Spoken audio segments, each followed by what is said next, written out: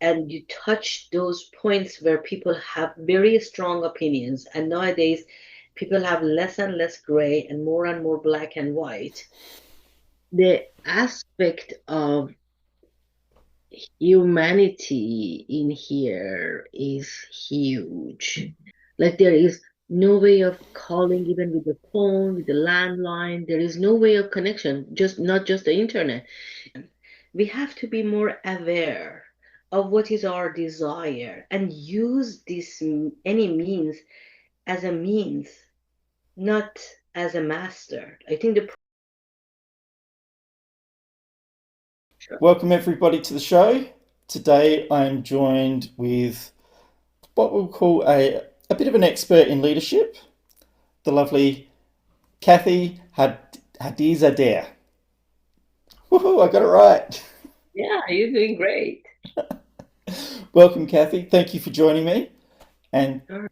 today we're going to talk a bit about leadership, I'm sure, but we're going to have a slightly different kind of topic, something a bit more personal to you and the current state of the world.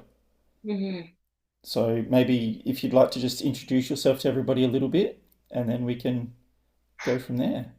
Sure. Thank you for having me, Nigel. My name is Kathy Hodizadeh, as Nigel mentioned, and I today we are going into a very different topic than what I normally talk about, because normally I talk about a lot about leadership, especially human-centered leadership, and how we can strategize and optimize our performance. And today, based on the current events that is happening in my birthland, which is Iran, I, uh, in our brainstorming with Nigel, we decided to maybe focus in what is currently happening in that country from a perspective of humanity and from a perspective of what is actually happening to the humans. We are not targeting any particular political affiliation in our conversation. This is just merely perspective of humans and what is happening in there, considering that there is not a good coverage of what is happening. And even my knowledge is limited because the country is in a total blackout for the past 23 days.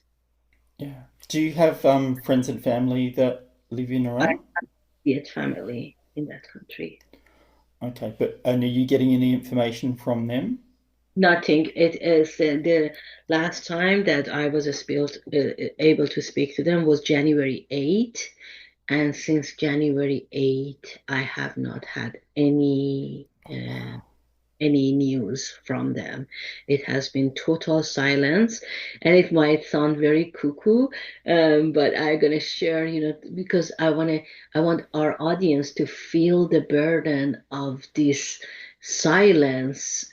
I'm a person who loves silence, and I go on silent retreats because I enjoy sitting in silence. But this is a silence that it is so pregnant, that is deafening in a way. I go to this WhatsApp and I every day I send a message to the people I love, and it is just a one-way message that I send. And the WhatsApp kept saying last seen January 8th, 12:45 a.m. Wow. And that is a really brutal situation to be in um, such a forced silence. There's the way you're saying that, that would remind me of a situation where like a loved one has gone away somewhere and then they go missing and you don't Mhm. know if they're alive, you don't know if they're hurt, you don't know if everything's happy and great and fine, Yeah, or and that unknowing, that lack of knowing just yeah, gnaws at you. yeah, yeah. It's the lack of knowing, but there is another aspect to it, Nigel, which is the country has endured a massacre. The nation has endured a massacre. And we are saying a massacre the same as Rabat, the same as Rwanda, within 3 days. And we nobody really knows the exact number of the Mm. people who were killed, the people who are rendered blind, the people who have head injuries.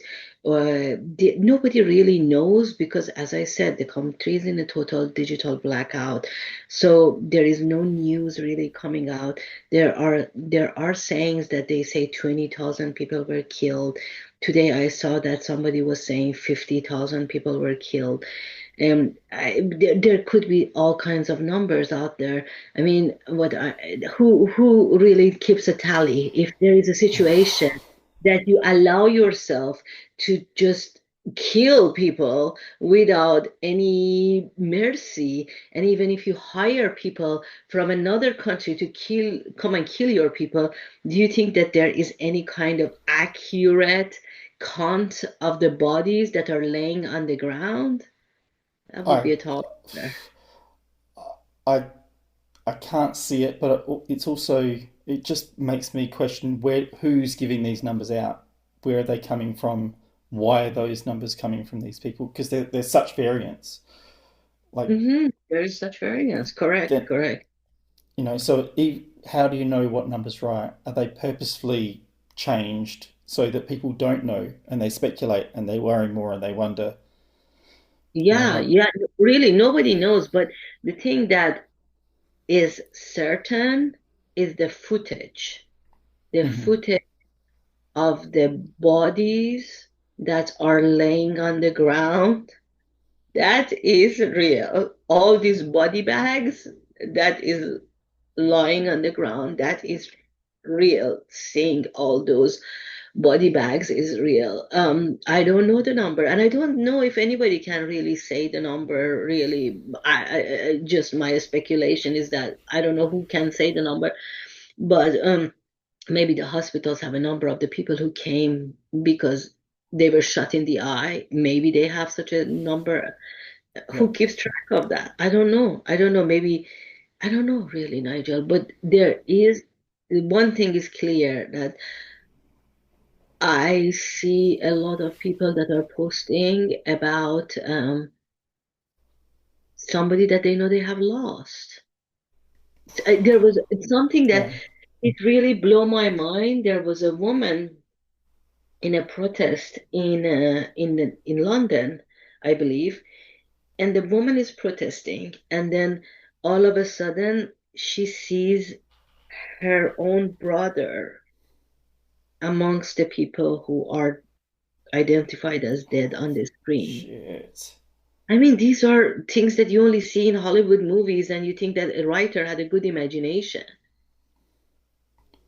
Well, the truth is usually much stranger and often much crueler than the stuff in the movies.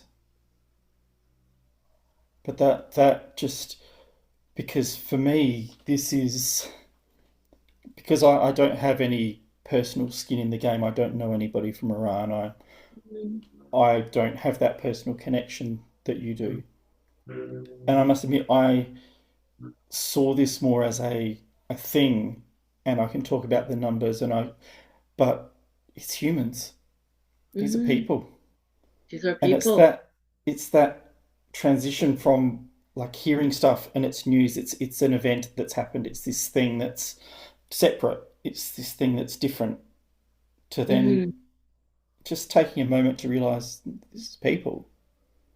Hmm. This is somebody's mother, father, son, daughter, Hmm. and Hmm. thousands, depending on Hmm. whatever numbers there are. Yeah, yeah, but there is definitely thousands of people who have died, regardless of what the actual number is in there. Um, the the aspect of humanity in here is huge. The aspect of the fact that it was fast, this massacre, it on this, I don't know, within It's the 3 days or the 4 days this happened, mm-hmm, and it was brutally violent, and it stole the lives of a lot of young souls because younger people are maybe more brave or maybe seeing that their life is not where they want to be. They're looking at Yeah. the world, they are seeing what the world has access to, and they do not have access to it in their lives. Who knows? And then I don't know, I don't think in the history we have seen any situation that a country shuts down all ways of communication in order to kill people.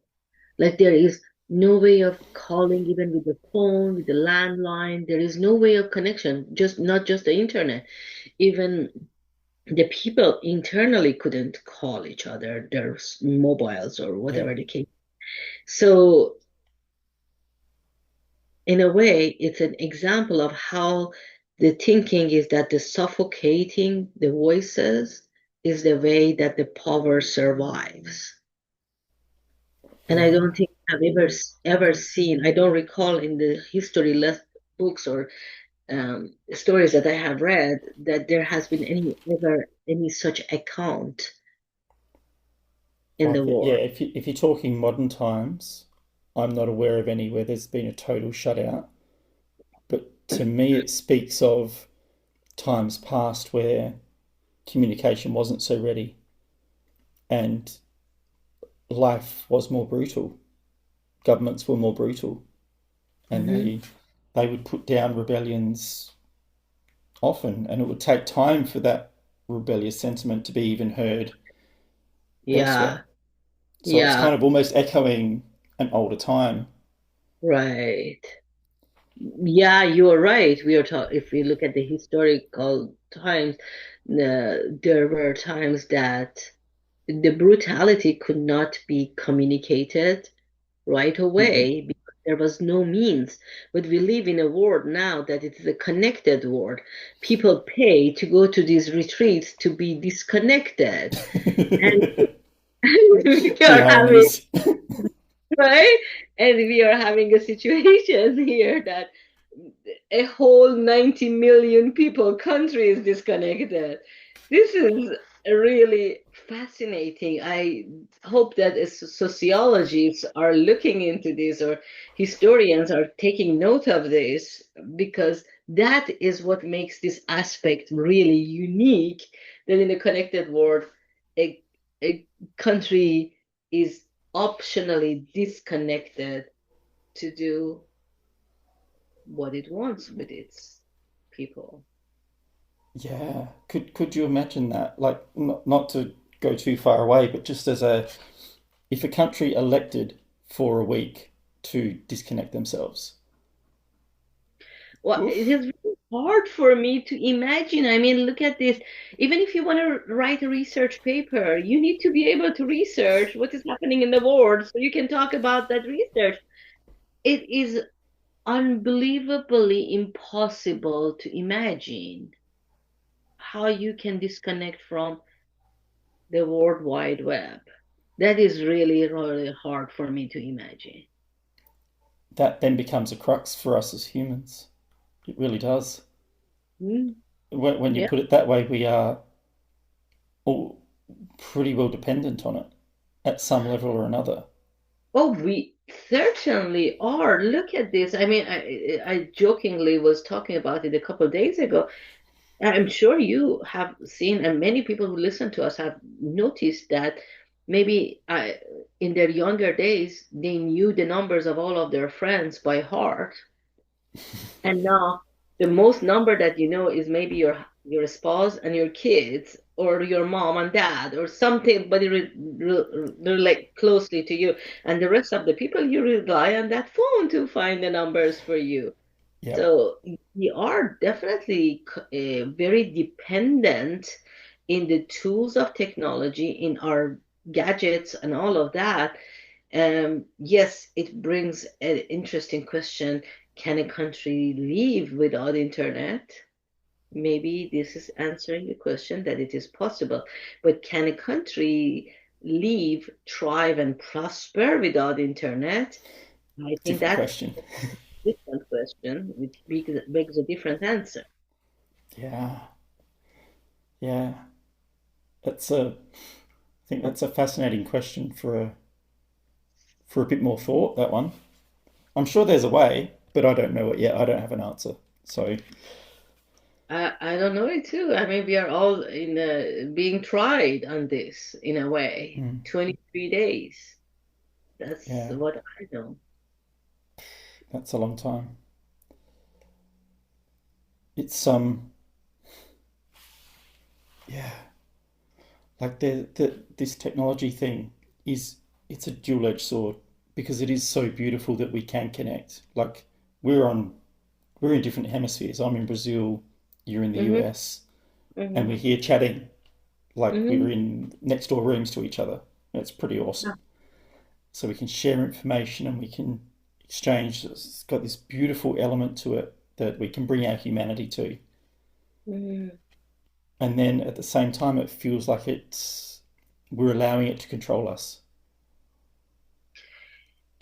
That's a really interesting aspect of it because let's think about you use the word connection, and humans need connection. Humans thrive on connection. The human brain needs connection. And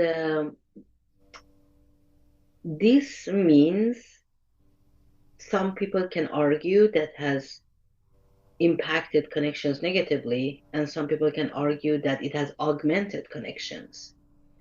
And I really think it has augmented connections with for people who are aware of what is Yeah, their need at this time, because solely depending on this uh, virtual aspect of connection might not be, I mean, definitely cannot be satisfactorily to the human soul because yeah, human soul thrives off of the energy of human, their presence, their memories that you make, even if it is for five minutes. I really write a lot about this, Nigel, because this is mm, really important. And I can share two things in this regard. One of them is I was in a meeting 2 nights ago that with a group of Iranian people who were commiserating over the situation. And it was a virtual meeting. And I was noticing in myself that people are really enjoy, like really are um want to connect. And maybe this is their only means of connect. But when I was looking inside myself, I had already arranged for a lunch with a bunch of people that I could sit down, look at their yeah, eyes, feel them, cry with them, laugh with them, whatever the case, we joke with them. It is a different level of connection. So totally. that is one aspect. And the other thing I wanted to share was there is a network for the chief women executives that I work and support that organization for supporting these women executives. And that organization has an annual gathering, um, different state in different cities in the US. And last year, there was a person that I met this person I think really for less than 5 minutes. Less than 5 minutes. She lives in New York and I live in LA. Um, and the thing that made her memorable for me was that in that 5 minutes, she handed me a patch that she had made for that particular event with the name of that event and all the cities in the country that that event is being held on in the and she said that she goes to all of them. She makes a mission for herself to go all of those gatherings in all of these cities, and that story and that patch stayed with me. Fast forward to this year, for the holidays, I was in New Orleans, and I posted on my LinkedIn that, hey, I'm in New Orleans, in my network. If anybody is in New Orleans, let's meet. And this person happened to be in New Orleans, and we met. And Boom. And it was, I met her for 5 minutes a year ago, but when we sat down to talk, there was such a connection and there was such a thing. And I told her, and the patch has been on the wall of my office since last year, and she gave me a new patch for this year that I replaced it with the one I had from last year. But there is something about connection. We have to be more aware of what is our desire and use this any means as a means, not as a master. I think the problem we have with technology in general is that it can become our master rather than our servant. Definitely, I totally agree. And on that, I see it as it's a cultural statement. And in the West, it feels like there's more. It's a sense I get. I don't have numbers to back this up, but it's a sense I get Mm-hmm. where there's a growing dissatisfaction between certain layers of society. Mm-hmm. And I think a lot of that is born out of the fact that we're becoming more and more disconnected in Mm-hmm. that true present state, in that one to one or a small group sort of zone. We rely on this, which is a connection, but as you Mm-hmm. very rightly point out, it's not that depth of connection. Mm-hmm. And there's something in our culture that's being ripped apart because of that connection becoming more and more distant. Mm-hmm. Mm-hmm. And I'm wondering if I'll, I'll I'll try and draw on some of your experience in this from a leadership perspective. Mm-hmm. Is there a way that you can see to reverse that? Because it's not like the technology is forcing us to do this. We're electing to do it. We're electing to use this sort of connection more than personal, like face to face connection. It's a choice Mm-hmm. we're making. It's not Mm-hmm. necessarily a conscious one, or we're not necessarily conscious of its potential pitfalls. But yeah, I see it as this slow moving force slowly pulling us apart and individualizing us more and more. Um, I want to add a layer to what you said, Okay. which is the layer of awareness. I think the bigger thing to look into is understanding how much aware we are of what we are choosing, or are we just rolling with what comes our way? This means has a lot of merit. Like you and I, it maybe in our lifetime we would have never met. I- If there was, and the way that I came to this conversation, you know that it wouldn't have been possible without this notion of virtual connection. So there Yes. is good, but we have to pay attention to where do we want to draw the lines and how do we want to draw the lines. And I think that attention is what we are missing in this equation. Uh, like I make a point that with my LinkedIn connections, some of them I know them, some of them I don't know them.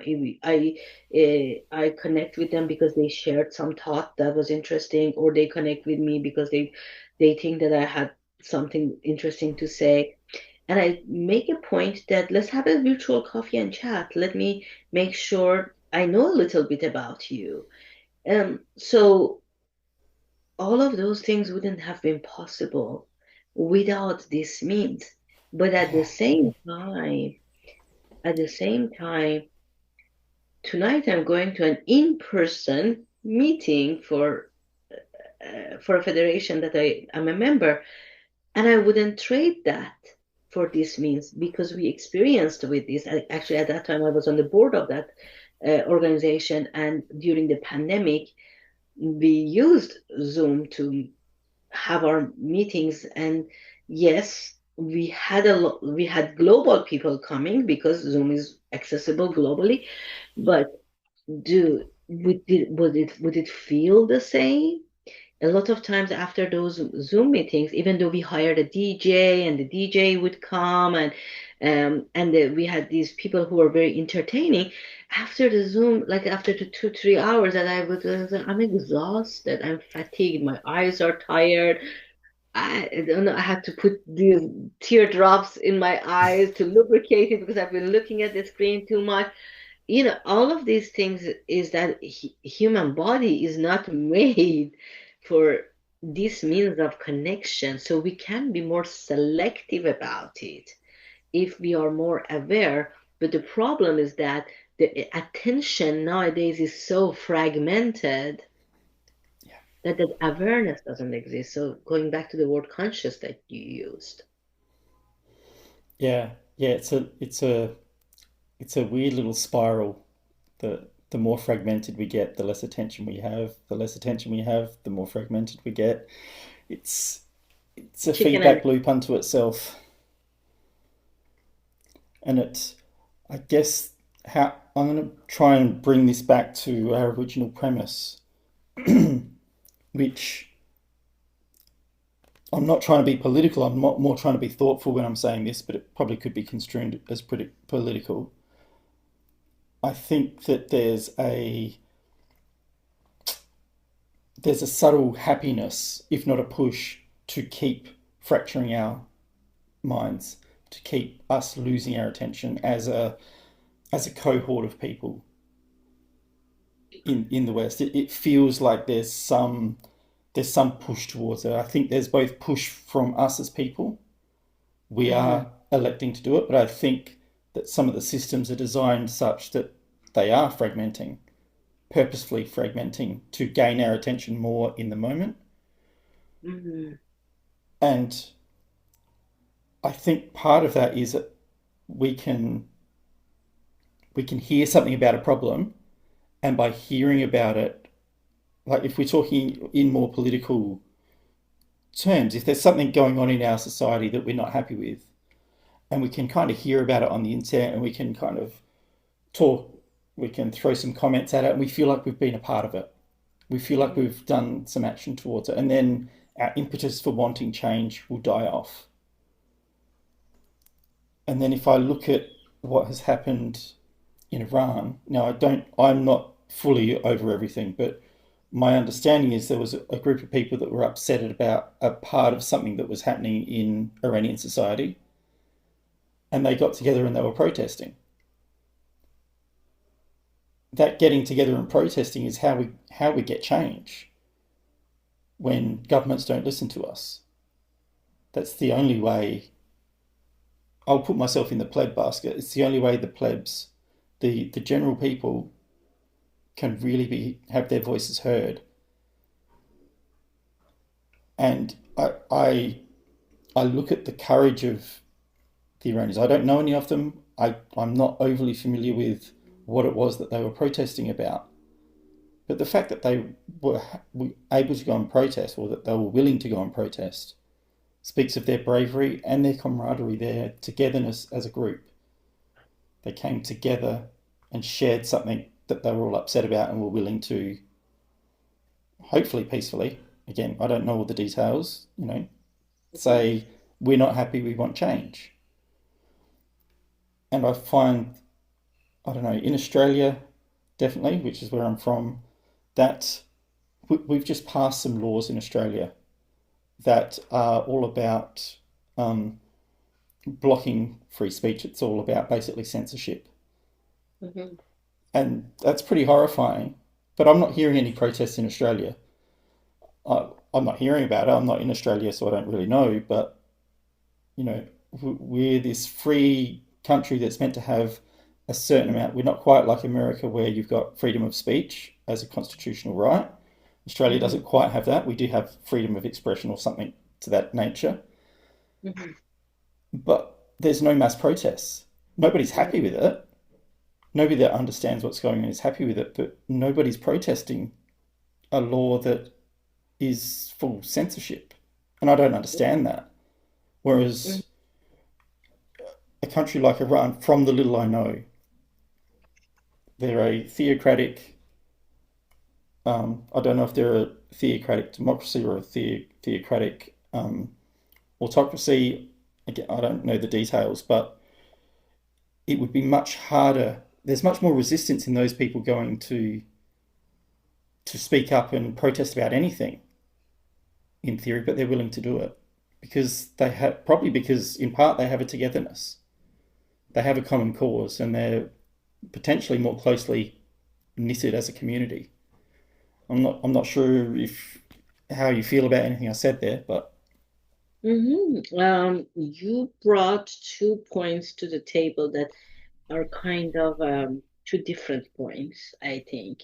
One of them is the subject of the fragmentation of our attention and the divide that exists and is being perpetuated. And is it happening and why is it happening? And then going back to the subject of Iran and the notion of protest, what maybe insinuated this protest and how people can become that brave that they know they're going to die, but they still go and do it.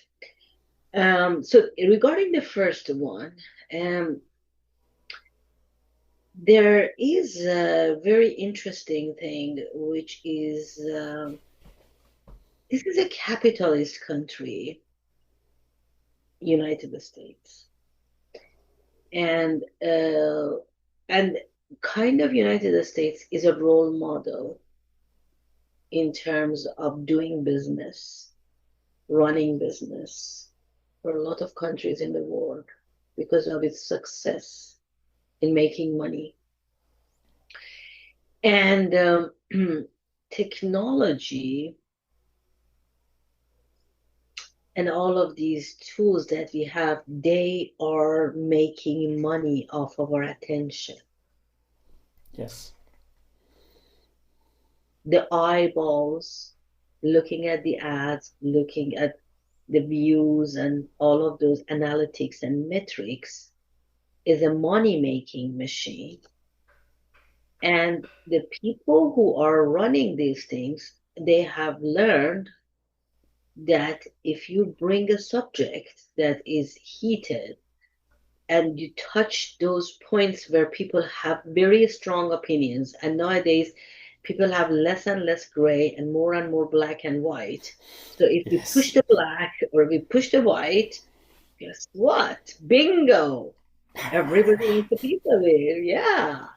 So let's do that and let's make more money and let's make more stickiness around the subject. So there is a good chunk of people, organizations, teams, economy that is benefiting from this, and uh, and it has become more enjoyable for humans to look at these phones rather than picking up a book and reading a book, rather than other means, rather than going and sitting in the nature and listening to the birds that are singing.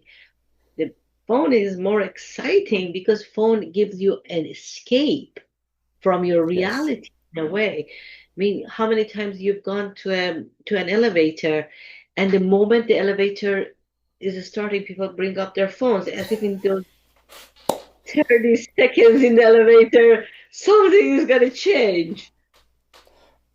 Or at a restaurant, I've been to restaurants, every single person is looking at their phone. And then I'm like, yeah, I do that too. So I can't talk because I do the same thing.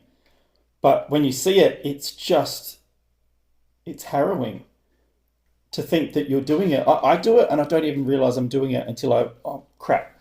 And then I can do something about it. But it just happens. It's Yeah, like I look at my phone to check the time. Okay, yeah, cool. And then I'm like, oh, and there goes 10 minutes. There goes yeah, 20 minutes. It's like, yeah. And we don't it's a even suction realize. machine. Yeah, we don't even realize it. I mean, I always tell my clients when I ask them to sit with themselves for 1 minute, 60 seconds, they come back and say, "Oh my God, Kathy, that was so long, right? 1 minute was too long." And then Ah. This easily spend half an hour on Instagram, not even blink. That's one of the problems of the technology. We don't blink enough, so we get dry eyes. That's one of the Yeah. rising um, epidemics of the situation. So it that that's about it. I mean, the economy is enjoying it, and we just have to kind of be more on top of it ourselves. I know that a lot of people, the people who know me, Nigel, they know I'm terrible in responding to people. Like they Me send too. me something, it makes it fun. They send me something, and most of people respond to you right away. And if I'm near the phone and I see it, I respond. But if I'm in a meeting, if the word is, I don't know, I have other things to do, the message stays in there, and I have to apologize to them, and I feel bad. But it's not that I don't like them, and I don't know what they think in that silence, but I'm not glued to this thing all the time to be able to answer people. It's just the reality of my life. I've personally stopped apologizing for that. I might explain it once and go, look, the phone is not my be all and end all. You send if something's important, you'll ring me. If something really is happening that needs my attention now, ring me. Otherwise, if you send me a message, I'll get to it when I get to it. And if that's not okay with you, that's fine. I don't have a problem with that, but just don't expect me to go to your timetable. That's pretty much how I put it. So I don't apologize anymore. I used to. I used to apologize a lot. Mm. And I've just got to the point where it's like, no, I don't need to apologize. I'm more than happy to explain myself because I think Mm. that's fair because there's certain expectations that people have. And I Mhm. think it's wise to go, okay, I can, you might have a different expectation for me. This is how I work. Cool. Done. Mhm. And if that's going to be a problem with the relationship, well, then that's what it is.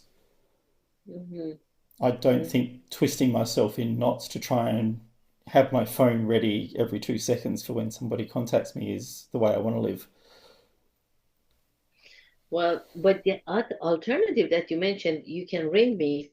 How many times you called somebody and actually the person picked up the phone?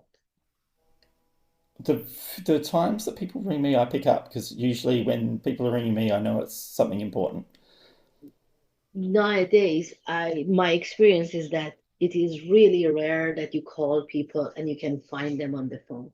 It goes to Yeah. the answering Answer. machine, and they text you, and then you text back, and then another five, six, seven text messages later. Try again because everybody is busy. And when it was landline, we didn't see who is calling us, so we were curious to pick up the phone. Now we see who is calling us. I'm like, oh yeah, that thing can wait, that person can wait, I'll call them later. It's just reality. My guess is that comes down to the fracturing. People want to have these conversations, but they want to control the pace at which they have them. They might be watching TV or cooking a meal or whatever, and they don't want to stop what they're doing, Mm-hmm. but they can look at your thing. All right, 2 seconds, quick reply, cool, and then keep doing their thing. Wait for your reply.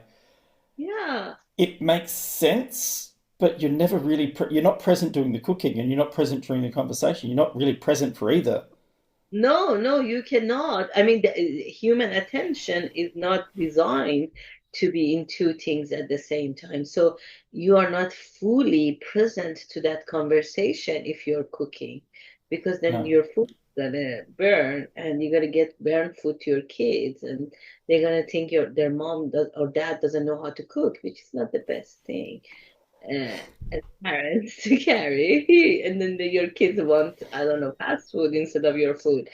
Um, yeah, but joking aside, really, that's what's happening. We are becoming more selective about, okay, do I want to spend my time talking to this person now or not? yeah, yeah. That's. I mean, it's wise to be selective in some moments. I have a gut feeling sometimes we are being selective in the wrong areas. Well, it might be. I don't know. We are becoming more, I think we have means to become more egotistical in a way, because I am calling based on my time frame and the person is not responding based on their time frame, and Yeah, they call me and I do not respond based on my time frame again. I mean, we are becoming more egotistical and that makes it very hard to connect yeah, unless you have like a bunch of close friends that you just want to be in touch with them. But even that, you see that there is a lot of times you just have a group chat or something like that. The actual picking up the phone and talking is a is becoming a gift. well, anybody listening, call a friend. Do it now. Well, all call right. your No, at the end of this video, call your mom, people. mums always love a good call, and Exactly. I'm sorry, my mum. I never call her enough. Yeah, but that is a real thing. But now we can move to your second subject regarding what actually happened in Iran. Mm, Iran is a country that has been having financial struggle for a long time, especially with these sanctions and embargo one after the other. yeah. Because people have a hard time finding medication, like even Mm, especially medication for like chemotherapy or more sophisticated medication. People are really are under a lot of pressure, and there is a very um difficult financial situation because people are living in really big poverty.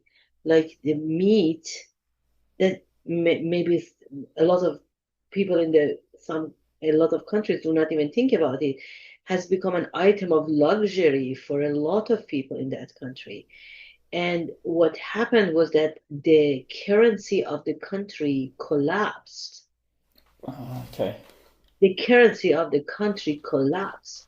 And bravery is there. I'm not denying the fact that these people are brave, but sometimes you hit the rock bottom Yeah. in a way that you're like, enough is enough. I, and something needs to change. And that is what keep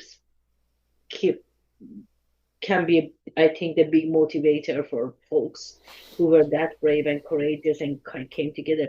Plus, let's not disregard the fact the administration of this country were very vocal at that time that should anything happen in that country, in Iran, we will take divisive action and back people up, which to this date hasn't materialized. But mm, people felt if we do it, maybe people felt if they do it, there will be some help for them. But we see that even the world has not stood behind people from a media and coverage perspective. So I wrote something that I really liked that sentence when I wrote it. When a regime chooses bullets over listening, it reveals its deepest truth. When the world chooses silence over action, it reveals its deepest values. And we are Yeah. seeing the values in action right now by the world choosing that when Ukraine was attacked, everybody talked about it. The Hollywood stars, when they were getting the Golden Globe or whatever the case was, they had all of these little pins. We stand with Ukraine or we stand with Palestine or whatever the case was. And what happened to Iran? They all forget the media coverage. I mean, some of the media that their news headlines, I just want to hang myself. I'm like, what happened to journalism? You guys I think that's don't have been dead for a while. research. Yeah, well, if anybody is listening to this, if there is not investigative journalism, you might as well let the AI write their things. They can just uh, Please, gather please, not that. Yeah, but when the people have become so lazy that they do not even do basic research, the job of a journalist is to do research and write and have a viewpoint. When you are an aggregator of whatever you find, then you are not adding value. No, but like with the journalism, it's not just Iran that was high and then nothing. You've Hmm. got problems in Sudan, which barely get talked about. I think there's some stuff in Rwanda or far East Congo where there's Hmm. big issues as well. And there's probably plenty of other hotspots that I've not even heard of that don't get talked about. And why don't they get talked about? Because the political classes that, are running the show don't care. No, Why is it that Palestine Israel is always in the news? I think we know the answer. Yeah, well, we do. Ukraine was in the news for ages and now it's very rarely in the news. And Iran is always on the. I understand it, but it frustrates the hell out of me that I guess, you know, what. A question for you that maybe you can answer, maybe you can't. Why are the majority of world leaders probably the most unfit people to lead? I wouldn't say that, Nigel. They are, A bit harsh. yeah, but I think we as a humanity are at a point that there is less and less thinking. The speed of life is high, and uh, there is less and less thinking happening. And when you are not able to think, you are not able to strategize. You are not Mm, able to connect with your own values. You're not clear on what you stand for. And when you're not clear on what you stand for, with every wind, you just swing this way, that way, this way, that way. And yeah. that's why you do not see a very strong leadership. Look at the history. I happened to be in the World War Museum a couple of weeks ago, and I was blown away by the way that Eisenhower led the troops during World War II to bring the World War II to a finish line and put that thing behind the world history with that 50 million casualties at that time. Um, but the power of this man and the power of the people who could think, like there were pieces of his writings in this museum. And first of all, he at that time had I think seven other people who were totally together. They had 30 years of military experience together. So he understood the power of no matter how amazing he might be, he needs other people's brain power to be Yeah. able to make a decision, which is something that the egos of many leaders nowadays does not let them see it. That's one thing. And then the other thing is that when he made the decision to give the attack go, he had written, and there was a piece from his journal in the museum that he said that ultimately I take the responsibility for this decision and for what will happen to the troops. Like he had the bravery, the courage, the fearlessness to sit and think, despite the fact that there were seven people with him, that I take the responsibility for the lives of these people. Who do you have in this current world that is demonstrating that level of responsibility for their action? I can't personally think of any world leaders where I would say that. Well, there might be I can't remember his name. I don't necessarily agree with all of his policies. The guy from El Salvador who locked up all the gangsters, I think he took that on himself. He said it's my responsibility. I think he's the only one where I can. kind of go, maybe there's a slight analog to it. Even if I don't agree with the politics, it's still, that's about it. Well, for my side, I can only think of Jacinda Ardern because Ah, she showed some yeah. really human-based um, actions. That's the only person I can think of. The rest of them, they're like, somebody did this mistake, somebody did that mistake. I'm not responsible, but if anything goes well, the accolade is mine. Let's just celebrate together and drink some wine. Yeah, yeah. And I don't know, it's not just political world. I've seen that in company world as well, where there's a it's not universal, but often people with that mentality are the Mm. ones that find it easier to get promoted. It's definitely not universal because there's amazing managers and highly egotistical managers, and they rise and fall at different rates. But there's, I would say, compared to what I notice in general society, there seems to be a greater percentage of those people in managerial positions. Those high Um, egotistical, I'll take all the credit, and oh no, where can I put the blame? It's got to be somewhere else. so that is all as a result of uh, not understanding. You need to be able to think. You need to be able to reflect. Somebody needs to ask you the hard questions that you need that mirror to look inside yourself.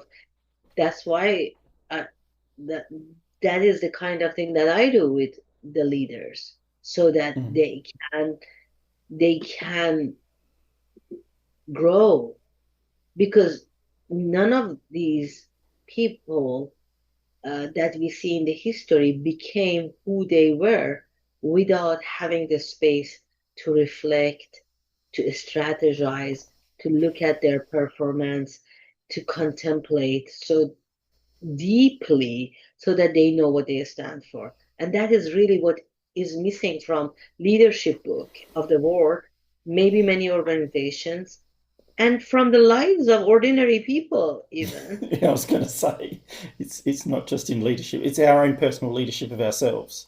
Yeah, in our own self leadership, 100%. Yeah, yeah. I I consider myself relatively well versed with lots of things, and I still get caught up in not leading myself sometimes.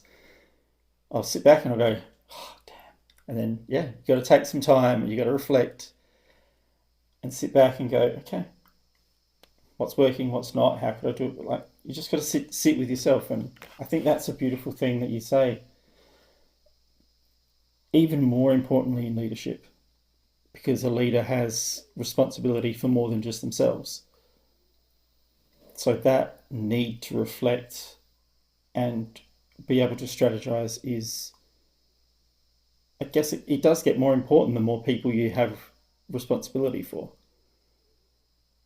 Well, it depends on how human you are in a way, because because you might be responsible for a lot of people, but if you care about your own bottom line and the fat paycheck and how you can exit, I mean, is different from the time that you think about, okay, these people, their livelihood depends on me. What kind of legacy am I leaving out of my leadership? These are People are different and people have Yeah. different motivations. For somebody, having a bigger yacht is important. For somebody, the way that people think about them is important. There are all kinds of people in the world, Mm-hmm.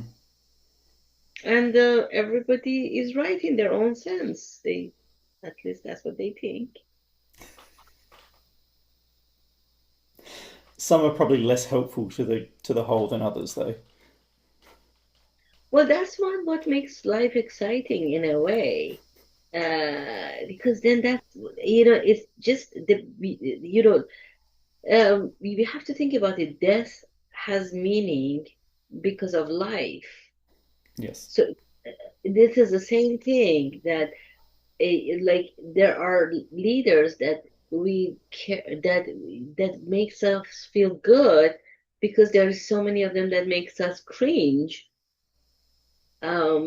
That's the thing about the world that makes it exciting. If everybody was good and virtuous and an angel, it would be very boring. Oh, I don't know. Might be okay. I don't know. I think it would be boring. I'm just being honest with you. Like, I wouldn't want everybody to be an angel. I mean, there should be some people, otherwise, you wouldn't understand even what being an angel means. Yes, exactly, exactly. But then if we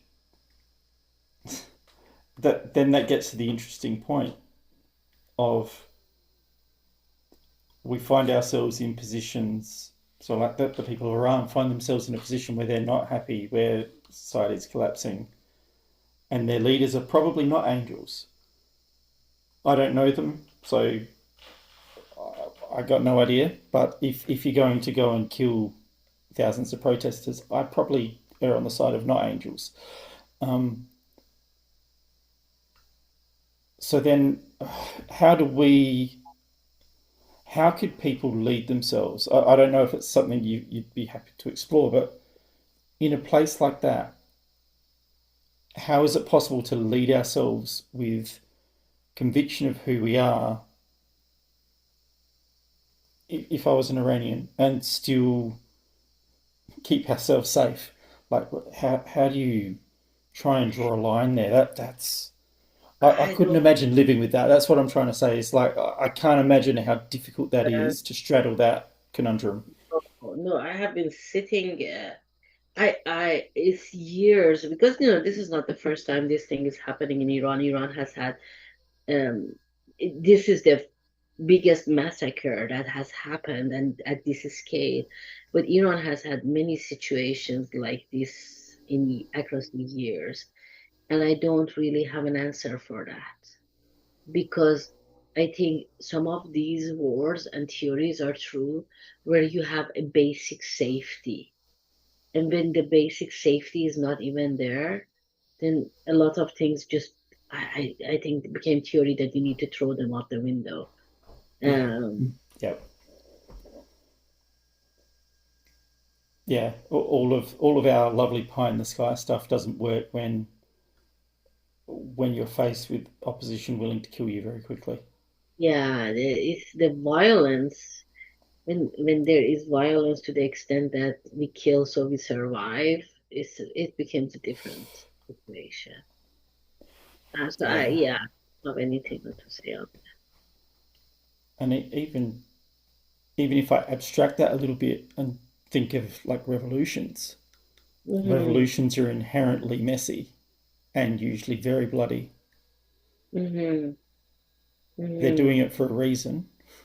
They don't mm-hmm, always work out well, but people are trying to do things for the right reason to make people's lives better. But they're going down a road that kind of makes them as bad as the people they're trying to overthrow. And it's this weird cycle. It's in many revolutions over time. Like if you think of the French Revolution, the mm-hmm, bloodshed after that mm-hmm, was phenomenal, mm-hmm. but the depravity of the lower classes before that was also phenomenal. They were rising up to change that, and in so doing, they've just created this other monster. And I don't know, I don't think people have worked out how to do that easily, how to make change over time, like profound change quickly without the bloodshed, without going and corrupting what they're trying to do in the first place. I'm not sure if it's something humans have learnt yet as a group. There is learning and there is possibility.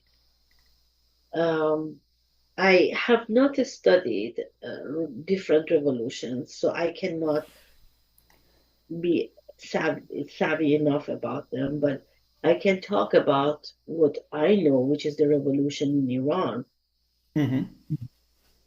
which I could see an ideology being sold very well. to Yeah. people.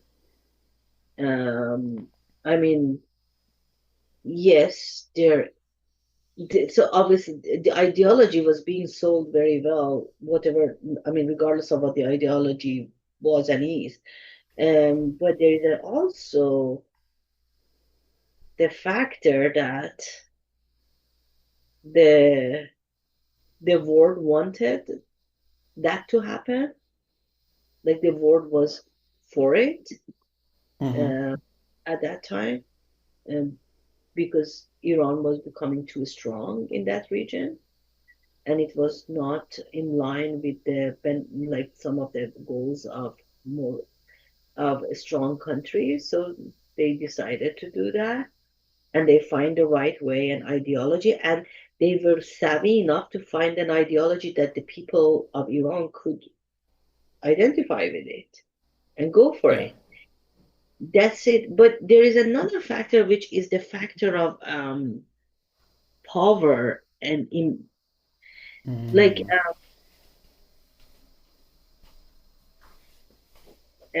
bare hand against weapon is a really unfair equation. Oh yeah. So that will make it messy and brutal by its own definition. It's Mm-hmm. not bare hands to bare hands, and it's not weapon to weapon. It is bare hands to weapon. And imagine if this weapon is not even being held by your own countrymen, but by some people who are enslaved from other neighboring countries who do not even speak your own language. So they have no emotional tie. They are being paid to kill. That makes the equation really, really a different equation. Yeah, it does. Yeah. You've got mercenary groups there, effectively. Yeah, like when there are troops that are hired to just kill people. Wow. I don't know that side of it. So, if I can, you probably have more knowledge on it than me. I have a little bit of knowledge. Mm-hmm. Can I get you to explain two things? First one will Mm-hmm. be where these troops are coming from outside, because I just don't know that. So, I'd love to understand a bit more about that. And also, for anybody listening, if you could explain what happened during the revolution in '79, Mm-hmm. if you have some knowledge on that. Otherwise, I can do my best, but I'm not a scholar. Yeah, so the first part, the year that the that started the first time, the year that there were a lot of university students protesting in Iran, that there were people that I saw the footage that they were not speaking Farsi, that they were attacking those students. And what I know is that one of the neighboring countries to Iran is Iraq. And the funny thing is that, I mean, funny in a dark sense, that Mm-hmm. Iraq was in a war for 8 years. Yeah, in the And 80s. yeah, so then it was protecting the country from these Iraqi people. And now the government of Iran is hiring or employing people from Iraq to come and kill its own civilians. So that's a really, really messed up equation. So that Oh is yeah. as I know. Um, the other thing is when you said the revolution. So Iran had a monarchy under Shah, Mm-hmm. and there are all kinds of views around how people looked at that monarchy. There are people who loved it, there are people who hated it. There's all kinds of views around that. But there is one thing is very, very clear, I think, for the both parties, which is the father of the Shah. He did some really good things for that country in terms of building the infrastructure, in terms of education. He really built a lot of things for that country. Now, Shah was, I mean, there there are there are people that they say, talk about all his shortcomings and the fact that um, there were political prisoners that they were held against because of their viewpoint and all of those kind of things, which is goes back to the freedom of speech. Now, there was a clergyman that clergyman advertised an ideology and some promises that people believed that might be the way to go, and they decided to protest, and they decided to ask Shah to leave the country, and that's how the Islamic Revolution happened. Mm. Yeah. And that interfered with. So, my understanding is America had a lot to do with Iran up until that time, and that revolution totally changed the relationship from country to country, to say the least. And that had a lot Mm-hmm, of impact on the way global oil was supplied and all things like mm-hmm, that. So, not surprisingly, it comes back to oil at one level or another. It often 100%. does. And then, yeah, it's a crazy thing, but it's I know I've looked into the deeper history of Iran. Well, the 20th century history of Iran, and Mm-hmm, it was controlled by the English for a while, and then it became independent. You had um, free democratic elections, and then there was a external overthrow of power, which is I think how the Shah and his family got in, something like that. So there's been political manoeuvring in Iran from outside for at least 100 years, if not a lot longer. I don't know how far back it goes, and there probably still is. That's why Oh, America's got their nose in there, and I don't. I'm not talking about the rightness or wrongness of anything because it's more like understanding why people do the things that they do is more important than saying whether it's right or wrong. Why does a big nation have to put the squeeze on a small nation economically just because they don't agree with their philosophy? I don't understand. I've never understood that from a. I've grown up in Australia. I've got these Western values, which in theory is all about letting people be who they are and allowing people to just express themselves and be who they are. mm, That value that I was taught does not show up in the political maneuverings of the West in this space. There's a lot I don't understand, but yeah, I just find it's such a tricky thing to talk about without getting really political. yeah, yeah, that is a very hard subject to talk about without becoming political and without knowing the history very well. I Yeah. know some of the history, but I'm I am not very well equipped in the geopolitics of this whole era and what happened.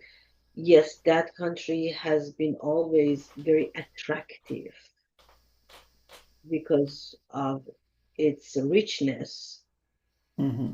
for powers of the world. And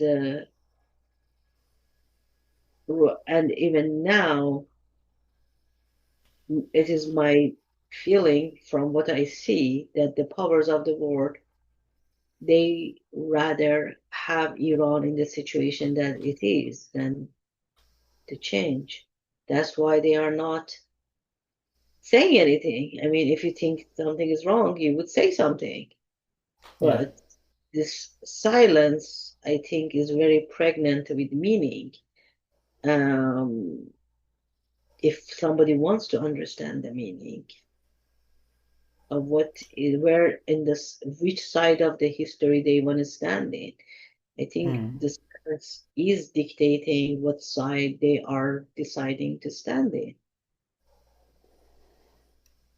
Yeah. I a minority history buff, I prefer to stand in the truth of both sides or all sides that are available because I don't think one power has any right for total rightness in any one situation. It's always more complicated because people are more complicated. People are complicated, but in a way, I think governments are simplified in the fact that where is the advantage for me? I think it's Yes. very very simple in that sense. So they find this situation in Iran has been beneficial to many of them, I guess. I mean, they are not doing anything to help it. So Yep. I'm thinking they are okay with their choice. That would be my thinking. Um, that is a really hard thing to say, but when the world is just acting as bystanding and not doing anything about people being killed at that level, then you're showing your own values. I mean, they can say whatever they say, but the action is what really depicts the values. Otherwise, talk is cheap. Everybody can say, Oh, oh, yeah, kindness, kindness, kindness. But are you actually feeling in your heart to go and do something about a person in need rather than just saying the word? These are really tricky things. I think that almost hits on something I've been thinking about today, which is the difference between niceness and kindness. Oh, that's a good one. Yeah, niceness being the performance of kindness, so that people are seen as kind, and kindness is an action, hmm hmm is a doing. Is the doing, is the Yeah. doing, the doing. The problem is that people think of it as a kind as an adjective, and they think about it just some esoteric thing, but it is not an esoteric thing.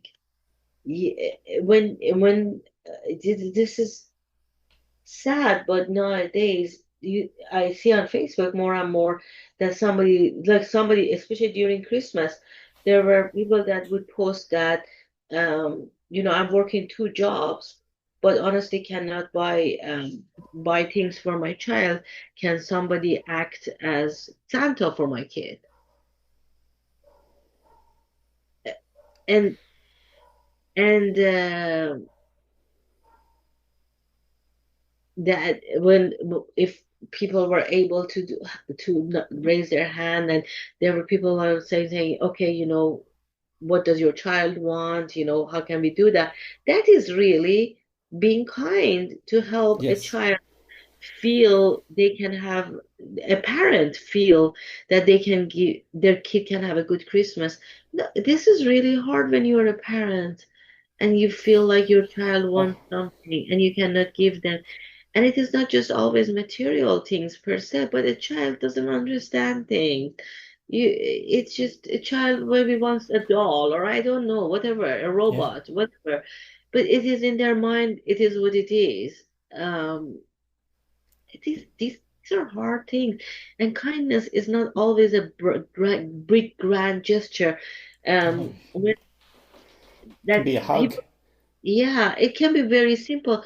Like in my own, I went through a very hard time in my life at one point with an injury, and I decided I want to only do business, even simple things with businesses or things that I feel like they have a heart.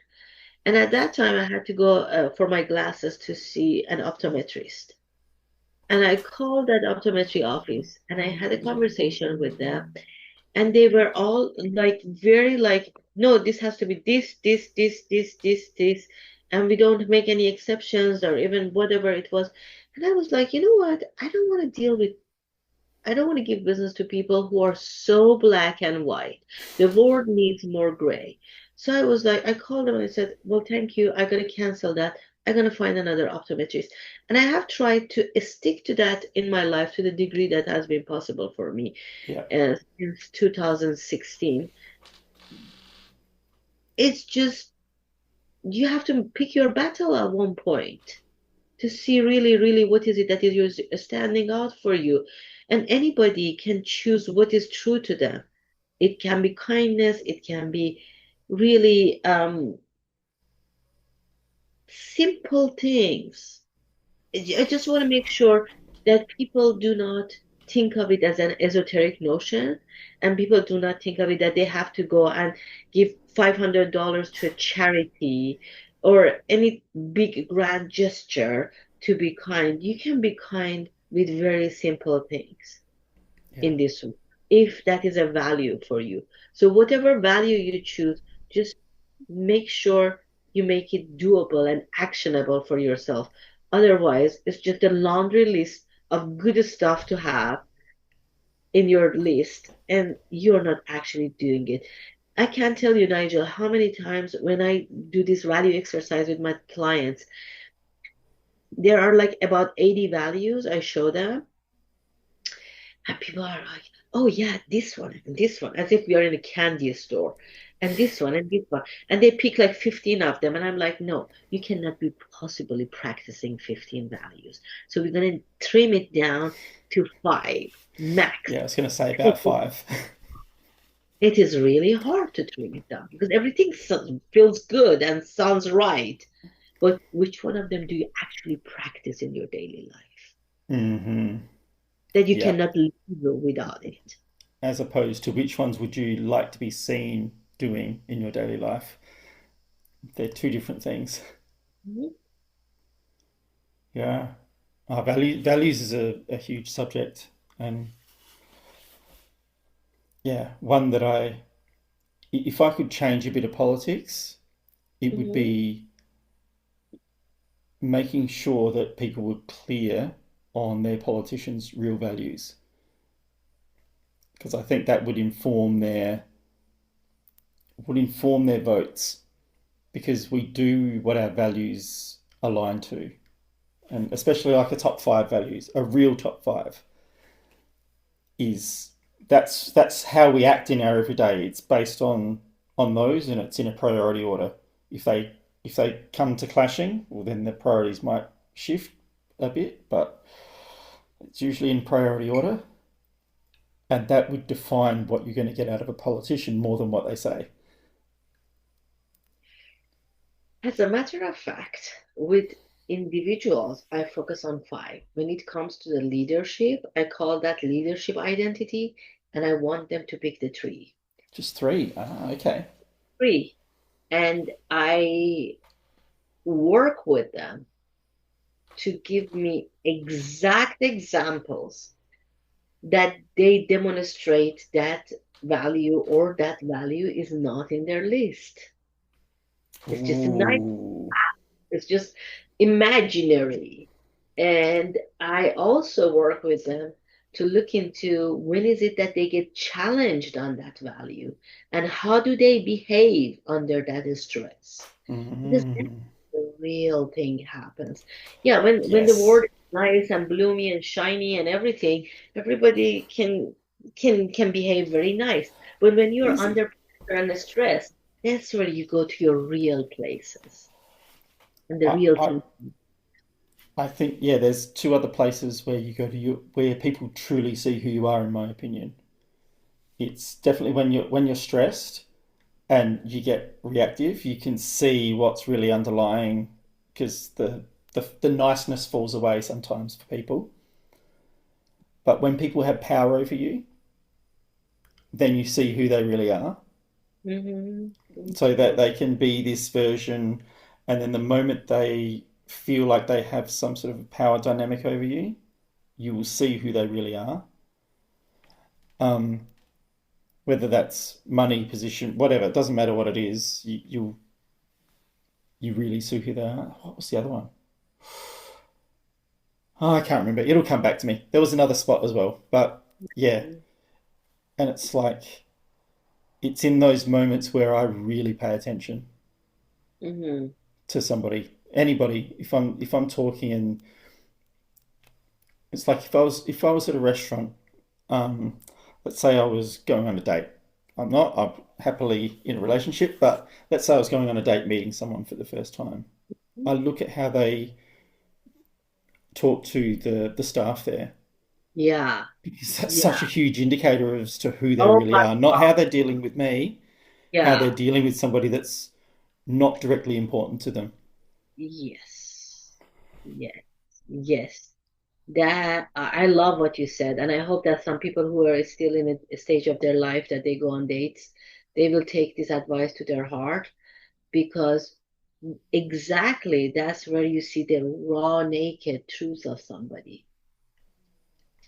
Like I know that people always look into how much the other person tips the waiter or the people who wait the tip amount, but you cannot always see the tip amount. I mean, the person writes it down. How are you going to see the tip amount?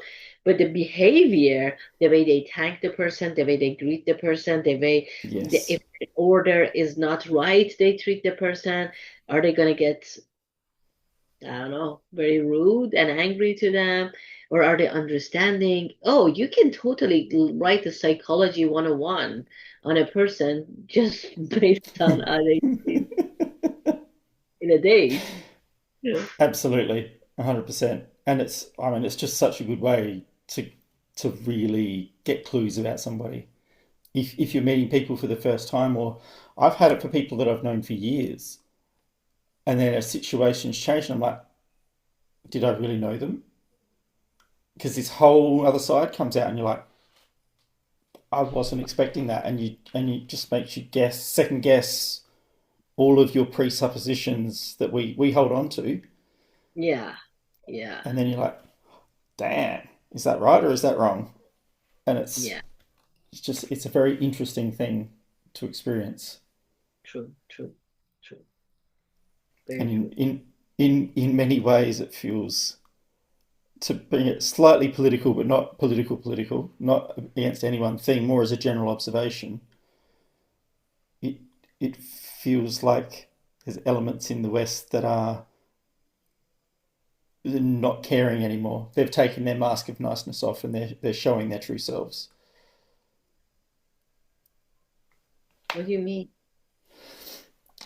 Politically, well, the whole Greenland thing. Ah, The whole Greenland thing is just that there's no niceness anymore. is it There's no fake. Oh, we can do a deal. It's just it's just oh my god, it's scary. isn't that a one-off kind of Hmm? thing?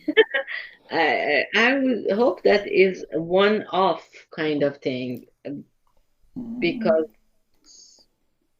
I would hope so too, but yeah, I don't know. Maybe I'm just the little bit of I don't watch a lot of news. The little bit I've seen is probably infecting my brain, and it's there in my head, and it's like oh, it's all very crazy. I don't know. I mean, I'm hoping that it is just one-off kind of thing Okay, because uh, the world needs order. I'll take on your hope.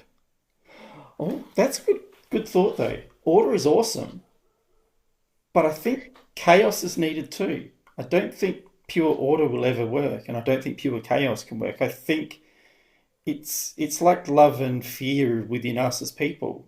I think we need both to change, develop, and metamorphose into something more. Well, I agree with you for human development, but I do not agree with the word geopolitics because if everybody wants to go and grab other presidents from their yard Yeah, country, please no. Don't the do that. power, then we will be having a very interesting situation in the world. I really think that the world order is an important thing. And messing with it can lead to another world war, which I don't think anybody wants that. Yeah, But when it comes to the human development, I agree with you. Chaos is required in a way for people to grow because life is messy. Life is messy. Life is not a linear thing. I always tell my clients, linear line is death. yeah. Like in the movies, nobody wants to see that linear line. Like we like this, we like the spike. That's It's where part life of us. that's where life happens, right? Is the messiness of life that actually makes a life worth living. The thing is how skillful we are in navigating that messiness. Yeah, yeah, and that comes with usually a lot of falling down as people. A Tell hell, your a hell of a lot of falling down, a hell of a lot of falling down. Yeah, yeah, yeah. and hopefully some wise sages are crossing your path every now and again to teach you Right. something that you probably already know internally but have forgotten. Yeah, sometimes we lose access to how amazing we are. We lose access to that. And Yeah, sometimes, that falling down really needs to happen so we remember. We Uh, remember the next. yeah, and I still think not in a not in the moment that is, because I understand what you mean about the geopolitics chaos is not good. I think if I take it in terms of culture and cultural change of humans, I still Mhm. think it's necessary. Yeah, yeah, So I I if I don't look at it in a moment, if I look at it over a space of hundreds of years or 50 years or whatever, that chaos is important. But correct. it's Yeah. not it's less fun than even the chaos that we have as we're developing, Hmm. because people die, people get hurt, lives are irrevocably damaged in these bigger political theatres. So the consequences are not they're not good, for Yeah, want of simple words. But I still think it's necessary for our culture to develop, for us to consciously develop our culture the way we choose to. I agree. I agree. I agree. Yeah, yeah. Yeah. Um. Awesome. Thank you very much. Okay. I normally have some questions to finish up with. I'm going to change them up this time a little bit. Okay. Just make it And quick. Hungry. what was that? Sorry. Make it quick because I'm hungry. Oh, I can make it super quick. I'm being honest. It's not my place to deny somebody food. Um, okay, first one, which is the normal one, is if you could speak to anybody one on one in the world living now, who would it be and Winston why? Winston Churchill. Oh, I'm, living though. They need to be living. oh, they need to be living? Oh, Yeah. Dalai Lama. I'm curious to see Ooh. all of these things that we are dealing with in terms of energy and the beliefs that he has and the kindness. I mean, he believed in kindness. That's his religion, right? Yeah. Yeah. Yeah, I Very much. would be very much curious. I love it. I love it. Okay. Next question is for your friends and family in Iran. Is there anything you'd like to say to them, just personally, that you're happy to say on here? I admire the courage. Very, very, very sorry for all the souls that are lost during this time. And let's keep the hope strong that what you started will finish this time. Thank you. That's beautiful. I think I'll leave it exactly there. Kathy, thank you very much. I know we rambled a bit in the middle there, but apparently you like to go down tangents as much as I do, so that's how it worked. Yeah, Um, I'm not totally. sure if we said everything you wanted to say about the situation, and if that's the case, we can do something more when you're not hungry. Um, No, that was great. I'm so glad. I mean, you're the only person I have talked to about this. So I I'm appreciate.